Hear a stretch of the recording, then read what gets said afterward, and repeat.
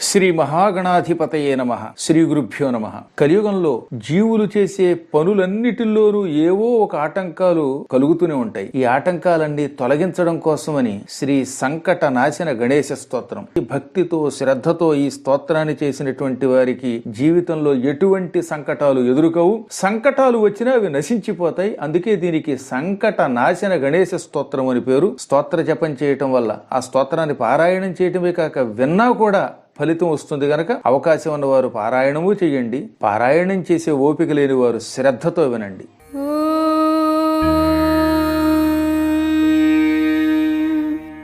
ప్రణమ్య శిరసా దేవం గౌరీపుత్రం వినాయకం భక్తావాసం స్మరే నిత్యం ఆయుష్కామార్థసిద్ధయే. ప్రథమం వక్రతుండం చ